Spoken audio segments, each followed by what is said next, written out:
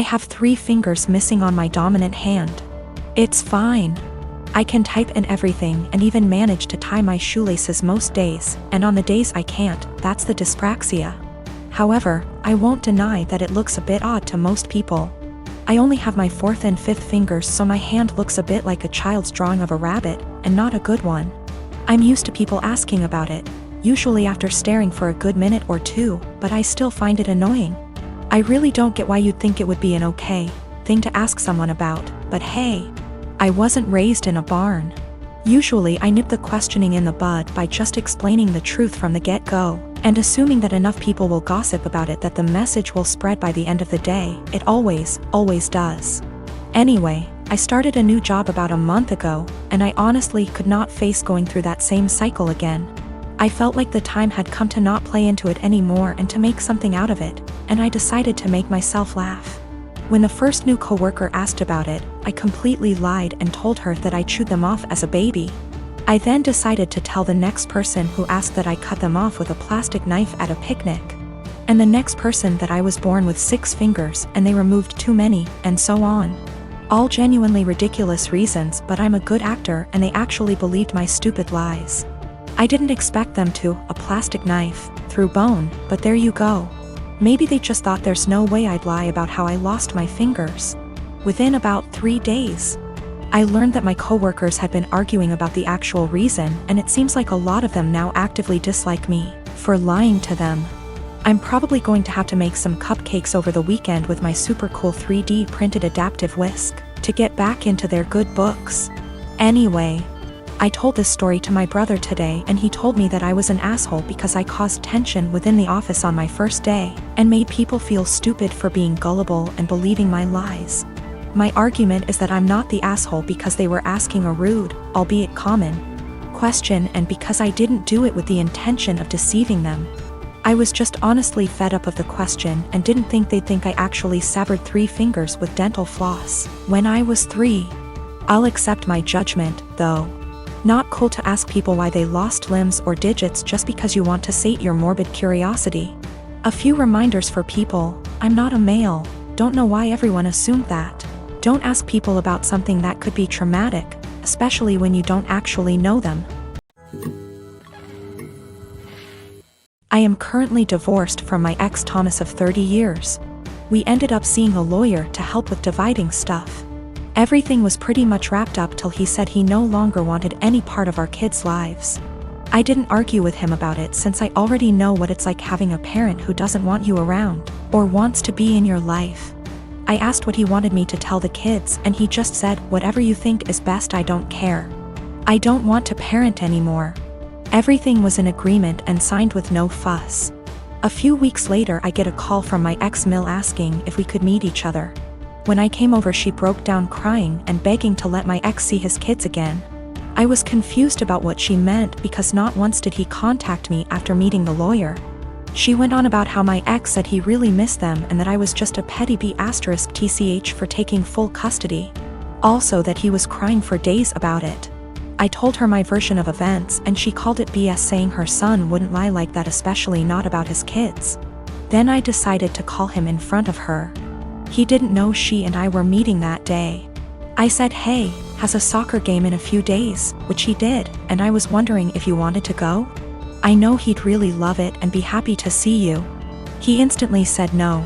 I already said I'm not doing this anymore. I asked, "Well, how do you think this is going to affect Denise, his mom?" She is over the moon about them.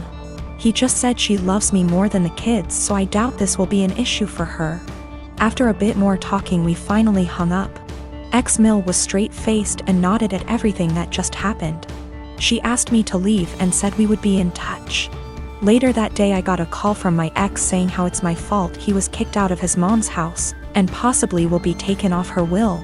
Also that none of his family members will talk to him because of what ex-Mill heard.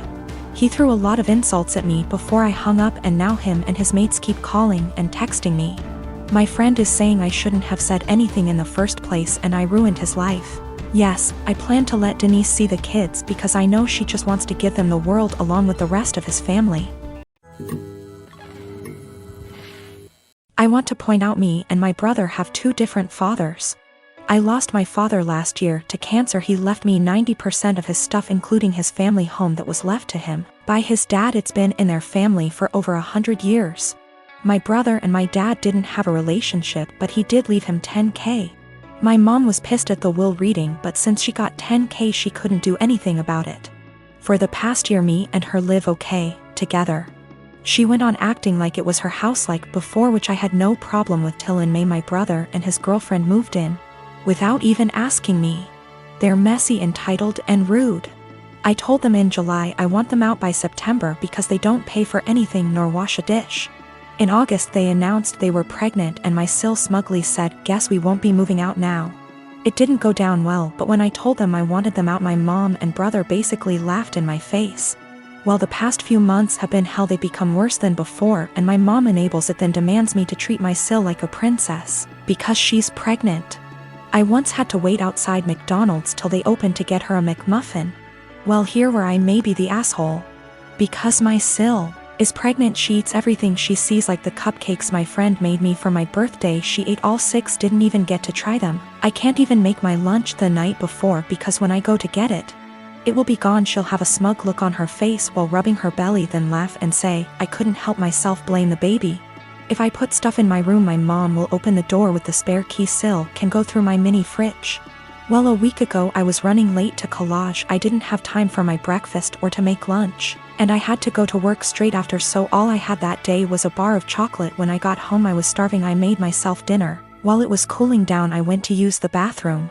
I must have been in there 10 minutes at most. By the time I came out she had 70% of my dinner ate, and I literally lost my shit. Of course she started crying. My mom and brother started screaming at me for making her cry, making excuses, like how she couldn't help it and it was my fault for leaving food around her.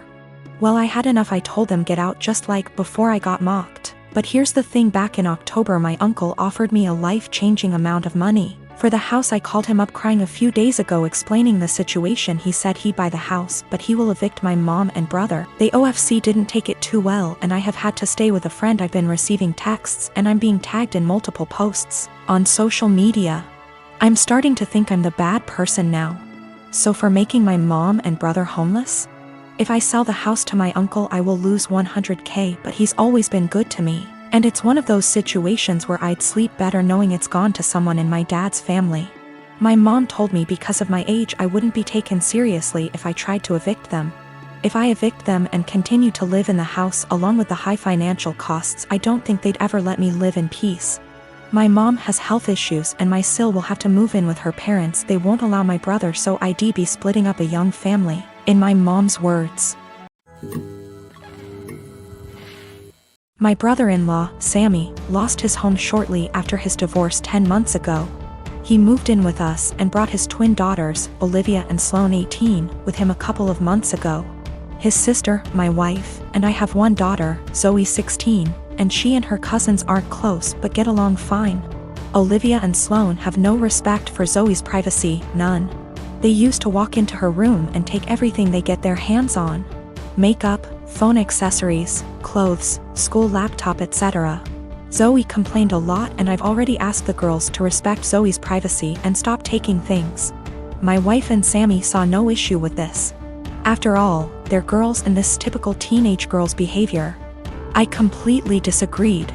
Last straw was when Zoe bought a $60 M.A.C makeup kit that looks like a paint set that she saved up for over a month, and one of the girls, Sloane, took it without permission and ruined it by mixing shades together while using it. Don't know much about makeup, but that's what Zoe said when she found the kit on her bed, and was crying. I told my wife and she said she'd ask Sloane to apologize, but I got Zoe a lock after I found she was moving valuable belongings out the house because of this incident. Sammy and his daughters saw the lock and weren't happy. The girls were extremely upset. Sammy asked about it and I straight up told him. He said, "My daughters aren't thieves. It's normal that girls of the same age borrow each other's stuff." He said Zoe could easily get another makeup kit for $15 from Walmart and shouldn't even be buying expensive adult makeup in the first place, and suggested my wife take care of this defect in Zoe's personality, trying to appear older than she is. He accused me of being overprotective and babying Zoe with this level of enablement. I told him this between me and my wife, but she shamed me for putting a lock on Zoe's door for her cousins to see and preventing them from spending time with her, saying I was supposed to treat them like daughters. Then demanded I remove it, but I said this lock does not get removed till her brother and his daughters are out of our house. She got mad I was implying we kick them out and said her family'll hate me for this.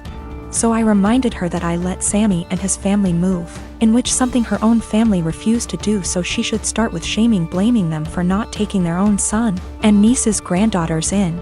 If it wasn't for her family's unwillingness to help, we wouldn't be dealing with this much disturbance at home.